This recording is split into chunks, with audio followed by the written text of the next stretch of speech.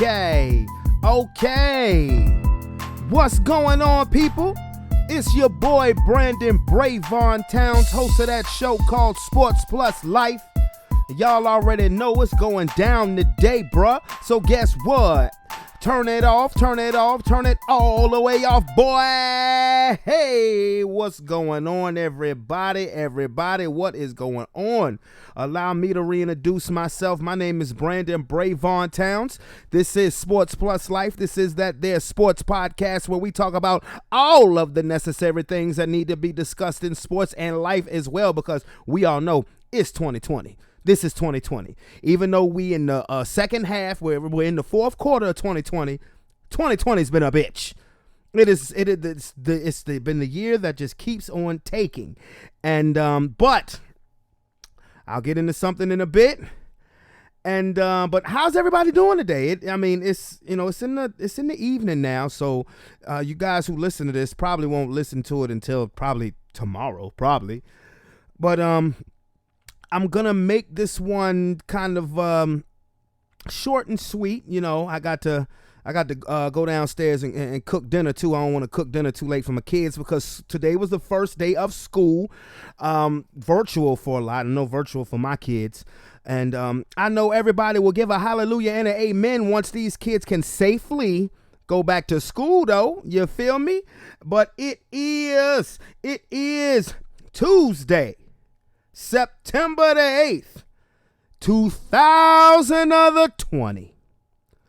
I'm sorry. I know there's not much enthusiasm, but I'm ready. I mean, this year has just been, But anyway, without further ado, let's get to it, bruh. You know what that means? That means it is football season. Ah! Oh yeah, the NBA playoffs are going on, but it's football season. Ah! Baseball season is going on too. It's football season. Ah!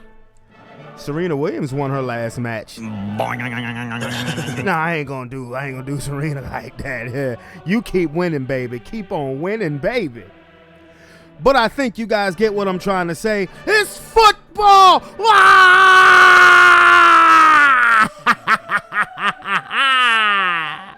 COVID-19, you couldn't stop that. All right, you guys get it. And what I mean by that is, if it's one thing that I said I guarantee would happen, would be week 1 in the NFL. What happens after that is a mystery, but I think the NFL will be just fine and dandy. But because I am kind of on a tight schedule, I'm going to try to do another show with maybe a couple of guests. But I'm going to lay out my stuff today, and then I will tell, if I can have any guests, what I laid out as far as 3 segments. 2 definite teams from each conference that I feel could definitely represent in the Super Bowl. A dark horse team, and a team from last season that was successful that I think will fall off. But I will do that first. I will start off with the NBA playoffs. Let's get that out the way. Well, in the Eastern Conference last night, the Boston Celtics took out they beat the Toronto Raptors to take a 3-2 lead in their series. A series that could, easily be over. I got to give the Raptors credit because they were 0.5 seconds away from being down 0-3 in Game 3, and then OG Anunoby made that three-pointer with that perfect pass from Kyle Lowry over Taco Falls. And then Toronto came back and won Game 4. I'm like, you done woke the champs up. But Boston was absolutely dominant in Game 5. Absolutely dominant in Game 5. So, some people think that the series is over, that the Celtics are just too much. The Raptors, they're battle-tested. They had a bad game. I do not think this series is over. I think the Raptors will win, and they will advance to a Game 7, The Raptors will win, and there'll be a Game 7 in this series. And this series deserves to go 7 games. The other series, however, the number 1 seeded, best record in the league for the second straight year, Milwaukee Bucks, are down 3-0 and were very, very, very close to being swept the hell up out of there by the Miami Heat.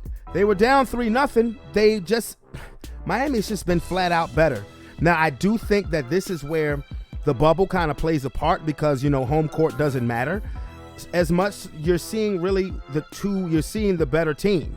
You're seeing who is the better team. And right now, the better team has been the Miami Heat. Giannis got hurt. He sprained his ankle twice. But the thing that I will say is this. Giannis got hurt early in game 4. And you were thinking, okay, it's over now. It's over now. They're getting the hell up out of here. Milwaukee, get the Miami, get the brooms out.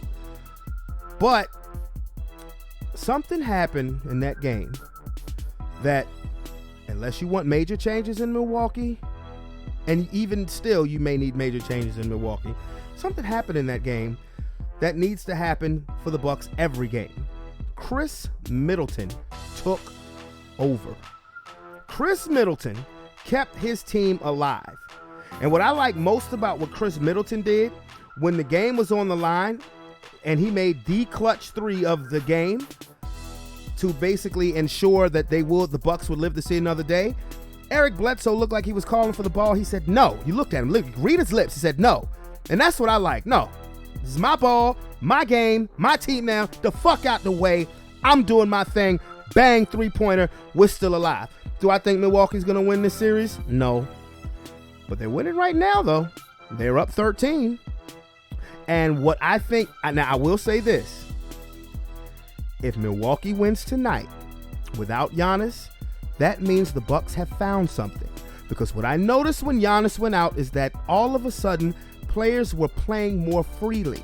Chris Middleton was more free to do his thing. Bledsoe was more free to do his thing. I still wish Lopez would get his big ass in the hole and play like a big man. But if the Bucks win tonight, that means they figured something out. And they figured something out without Giannis. And things could get a little interesting. But do I think that they're going to win the series? I don't. Like I said last time, if and when this is over, if I'm Milwaukee, I'm packaging up. And I said this, if the Bucks don't win it, I'm putting together a package which includes Bledsoe, Connaughton. I'll throw DiVincenzo in there too. A couple of draft picks. And I'm asking begging Oklahoma for Chris Paul. To the Western Conference, where series started a little later because two of the 4 Western Conference first round series went 7 games. The number 1 seeded Los Angeles Lakers and the number 4 seeded Houston Rockets, they are tied at 1. The Lakers lost game 1. The Rockets handed it to the Lakers in game 1. But it's like you don't want to, the Lakers came back and handled their business.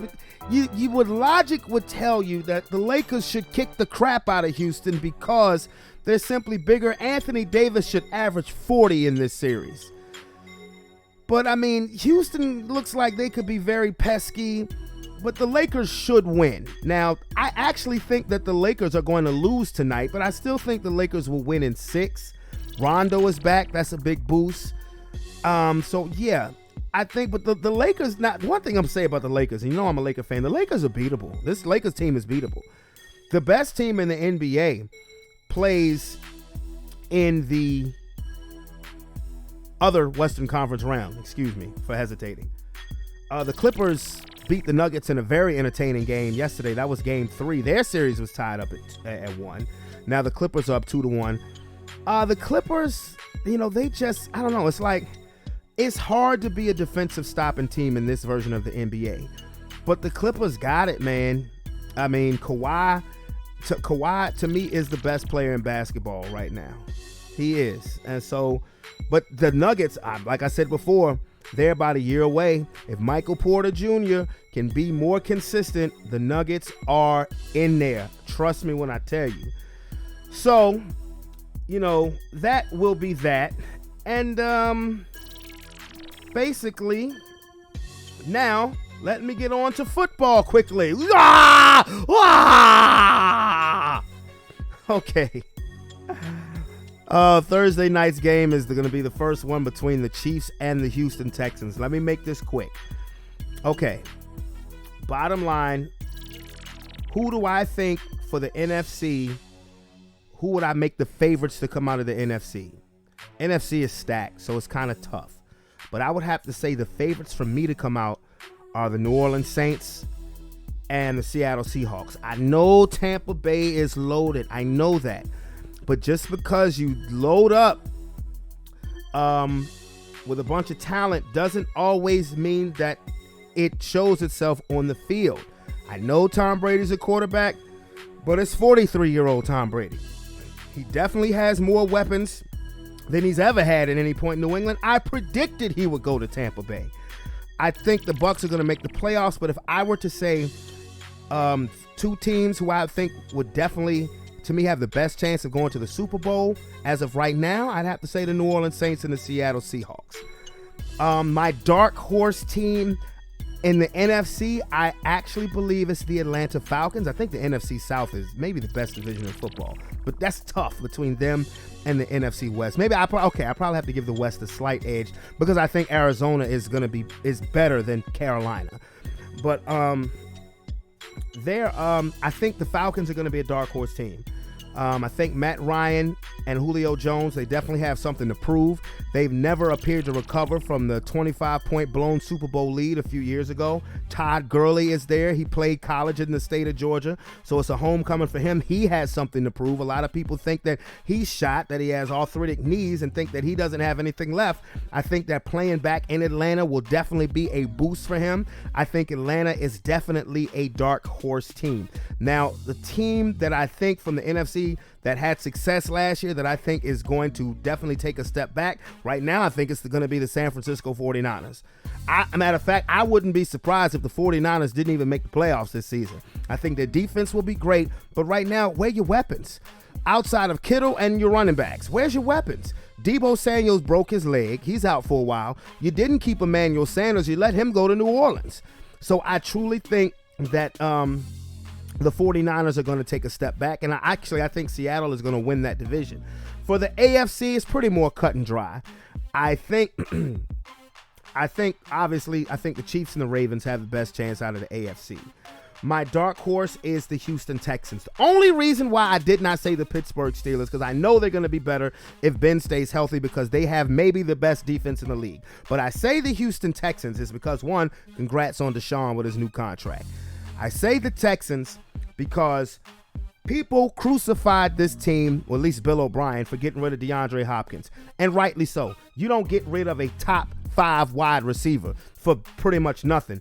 But I'm going to go glass half full, because while you don't have Nuke Hopkins, you do have 4 very good receivers, and 3 of them, when healthy, run a 4-3. Speed kills. And if you may not have that one, you also have talented tight ends. David Johnson is healthy. So, I mean, I think the Texans, you definitely look out for the Houston Texans.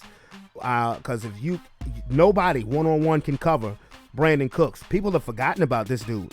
He's the only man in NFL history to gain 1,000 yards in 3 straight years with 3 different teams. You know, that's not for nothing. He's only 27.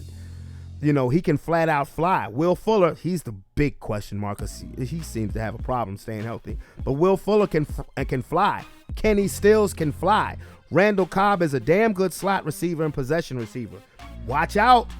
The Houston Texans, I wouldn't be surprised if they won. Matter of fact, I'm going to predict that they are going to beat the Kansas City Chiefs on Thursday in the season opener. Yes, I am. Now, the team that I think is going to take a step back that had success last year are the Tennessee Titans.